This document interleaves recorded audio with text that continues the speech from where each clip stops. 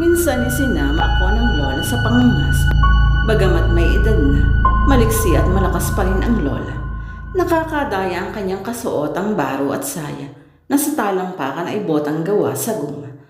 Hindi iisipin ang makakakita sa kanya na ang lola ay may kakayahang gawin ang mga trabahong marahil ay sa kalalakihan lamang inilaan. Ang sabi ng lola, dapat ko na rin daw pag-aralan ang pangangaso. Sa pangangaso, nakapaloob ang maraming disiplina, gaya ng pagiging maliksi at matalas, ang pagkontrol sa ingay na iyong malilikha, ang pagbalanse sa sibat na iyong hawak, ang pag-asinta sa hayop na iyong titirahin, at ang aktwal na pagtira doon. Bihasa na ang lola sa ganoong gawain, pero hindi lahat ng hayop na makita namin tinitira ng lola. Tila namimili siya.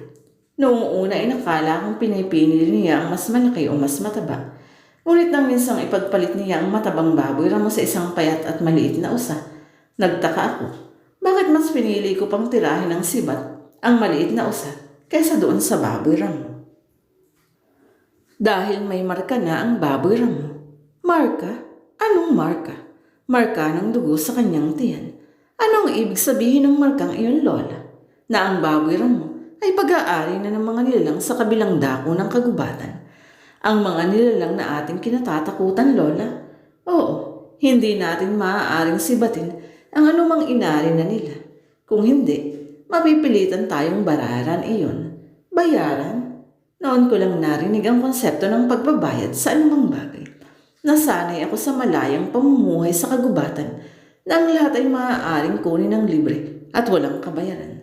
Sa bawat pag-aari nila na ating aangkinin, maaaring buhay din ang maging kapalit.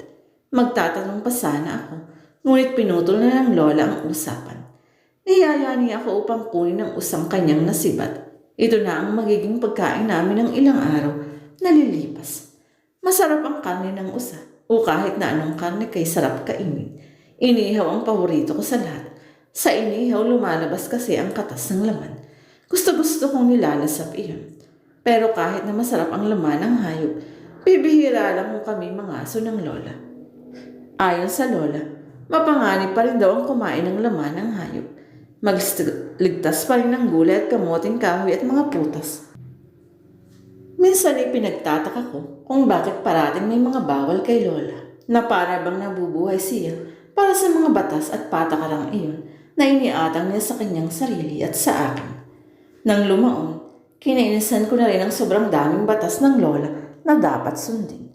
Parati niyang idinidikta sa akin kung ano ang dapat gawin, kung ano ang dapat iwasan, kung ano ang dapat kainin at kung ano ang dapat katakutan. Sa wari ko, si lola ay nabubuhay sa mga batas na iyon na sa oras na labagin ko ang isa sa mga iyon, hindi na magiging ganap ang kanyang pagkabuhay sa mundo. Mawawala ng saysay ang kanyang pinaghirapan at isinakripisyo para sa akin. Ngunit ang pagre-rebelde ay kasali na sa pagkatao ng bawat nilalang. Ang puso natin ay tila nilikhang lumabag sa anumang kautusan o batas. Ang kalayaan ay isang tukso upang gawin ang bawat naisin ng kaluluwa. Ang kauna-unahang paglabag ng aking ginawa ay ang paglabas ng bahay sa 10 oras ng gabi. Dito sa kagubatan, ang alas 6 ay gabing-gabi na at madilim na. Tulog na kami ng lola pagsapit ng alas 7. Pero ng gabi niyon, ayaw akong dalawin ng antok. Bumangon ako at pinagmasdan ko sa aking tabi ang lola na himbing dahil sa pagod. Minsan naaawa ako sa lola. Parang wala na si ibang hangad sa buhay, kundi ang mapabuti ako. Tumayo ako mula sa papag at ako ay lumabas ng aming silid. Malamig ang gabi sa kagubatan, ngunit hindi ko iyon inda. Sanay na ang aking katawan. Sa labas ng aming kubo, may rarinig ako. Tila huni ng isang hayop. Huning naging panaghoy. Isang kakaiba at di pangkaraniwang tunog na noon ko lang narinig sa tanang buhay ko. Binuksan ko ang bintana. Sumilip ako doon. Madilim ang gabi, ngunit maliwanag ang buwan at ang mga bituin. Wala akong makikitang partikular na maaaring pagmula ng tunog. O baka nagkukubli lamang sa dilim. Hindi ko alam at ayoko na sanang alamin pa. Ngunit ewan ko kung bakit mapanukso ang kadiliman ng gabi noong panahong iyon. Para bang ako ay niyayayang makaisa sa kadiliman. Lumapit sa hindi ko nakikita. Naalala ko ang sabi ng lola, mahirap mabuhay sa dilim. Papaano ka nga bang mabubuhay kung hindi mo nakikita ang iyong paligid? Pero lumabas pa rin ako ng kubo. At iyon ang kauna-unahang paglabag ko sa kagustuhan ng lola. Isang bagay na aking pinagsisisihan ng lubos. Sa labas ng kubo, bumati sa akin ang mga naglalakihang puno na kumakaway bunga ng malamyos na ihip ng hangin. Madilim ang gabi, ngunit sa lilim ng kabilugan ng buwan, naaninag ko ang isang anyo. Tila may nagkukubli sa kakahuyan, ngunit hindi ko alam kung ano. Sa madilim na bahaging iyon ng kakahuyan, may 15 metro rin ang layo mula sa aking kinatatayuan. Nakita ko ang anyo na unti-unting gumalaw. Humakbang papalapit sa akin. Kinabahan ako. Kita ko ang kanyang galaw, ngunit ang eksakto niyang anyo, hindi ko masabi. Basta't ang natatandaan ko, para rin siyang tao. Ngunit ang kanyang paglalakad ay mas kawangis ng isang hayop. Tulad ng oso na ipinapakita sa akin ng lola sa mga aklat na pinag-aaralan namin. Hindi rin pangkaraniwan ang laki ng anyong ito. Higit na mataas kaysa sa pangkaraniwang tao. At higit na malaki. Patuloy ang paghakbak niya palapit sa akin. Hindi ako makagalaw. Marahil ay sa takot o pagkamangha. Hindi ko na matiyak. Sa dilim kumikinang ang nanlilisik niyang mga mata. Kulay pula iyon, matalim, nagbabanta. Panganib, biglang bumundol sa aking isipan ang mga kwento ng lola. Ang tungkol sa mga kakaibang nilalang na naninirahan sa kabilang dako ng kagubatan. Ayon sa lola, sila'y mababangis, handang kumitil ng buhay. Mahaba ang kanilang matutulis na kuko at matatalim ang kanilang mga ngipin. Kinilabutan ako sa imaheng aking naisip. Gusto ko nang tumakbo balik sa bahay. Ngunit hindi ko alam kung bakit biglang namitig ang aking mga paa. Hindi ako makakilos. Hindi ko iyon maihakbang.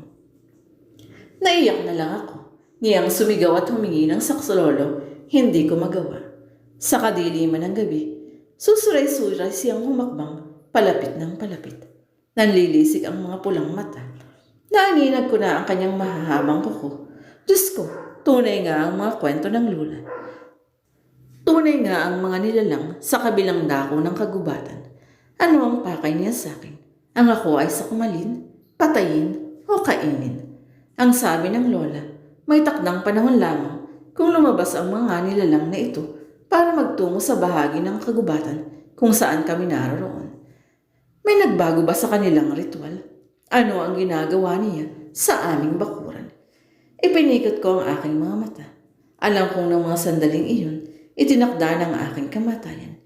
Itinakda na ang aking katapusan. Narinig ko ang unti-unti niyang paglagipit hanggang maramdaman ko ang matindi niyang presensya sa aking harapan.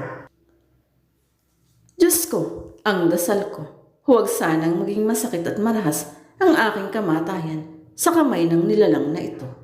Hindi ko man nakikita, pero badit kong isinasagawa na niya ang pagkilos, ang pagtaas ng kamay na may matutulis na kuko upang itarak sa aking murang katawan.